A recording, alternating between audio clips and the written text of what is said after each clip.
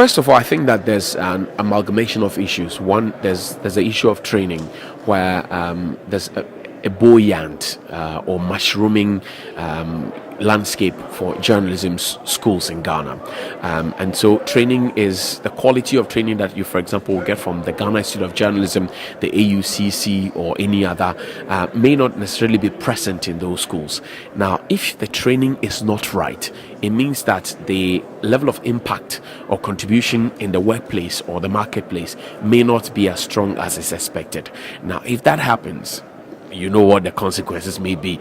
Imagine a journalist churning out wrong information every now and then. It could be dangerous. So this is where I expect the National Accreditation Board to step in. Now, there's also another challenge where the Constitution guarantees freedom of expression, and that you don't need a particular license to practice journalism in Ghana.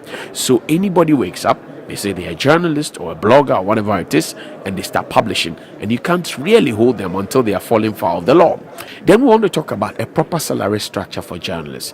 If I joined the army or the police service or the Ghana Education Service with a degree from the GIJ, I know that I will have, for example, become a second lieutenant, become a lieutenant, and then I will make progress to a captain, a major, and on and on and on. Same with the police, ASP, DSP, and you make progress to superintendent, and on and on and on.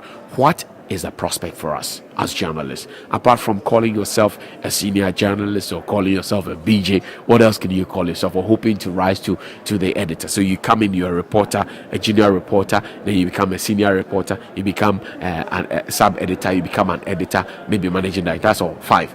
Okay, so if the one who steps in first before you has 20 years experience and is not retired, how do you make progress?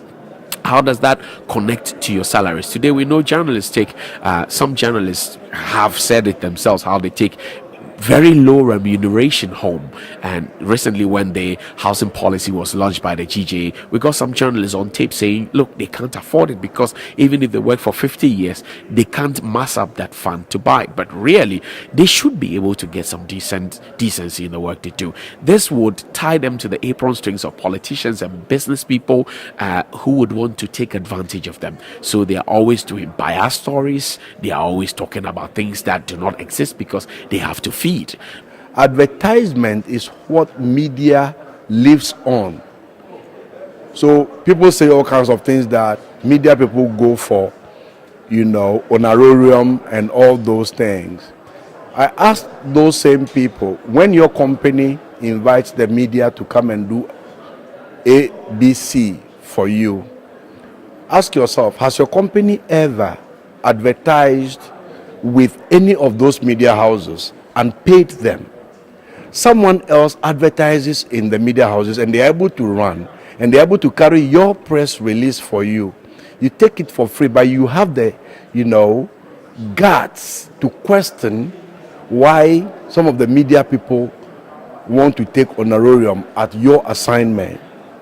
Now, secondly, you also question yourself whether the freedom of the press freedom we have, has not just opened the floodgates for anybody at all to rise up and say he's going to practice journalism. Because sometimes you look at the quality and it is not there. I was asking a question yesterday because I listened to someone on air mentioning Ayawaso West Wogon that we have all known and heard on a major radio station, major news in the morning, 6 a.m. And she said, Ayawaso West Wogon. And I asked, don't these people learn from the GBC style? You will not hear a GBC newsreader or a reporter mispronouncing a name, whether it is local or international. They will practice it for some time before coming on air. They go to the right sources and ask for the pronunciation. That is how much quality you need to invest into media. That is just one of the few examples. I think compared to other countries, I can't say much, but yes, we all wish that we are remunerated better than whatever we are receiving from our what our paymasters. But then you also want to ask yourself as a journalist, whatever you are producing, your productivity at the end of the day, does it merit what you're being given? You need to make a reason. You need to convince your employers to say that whatever I am doing now, or whatever I have done in the past is enough reason for you to increase my pay or to reward me better.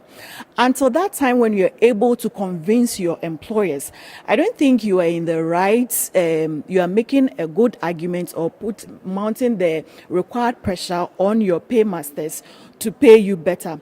That notwithstanding, I also appreciate the fact that really there are some people who are really giving of their best, doing what they need to do and need to be remunerated better, but still they are not getting it.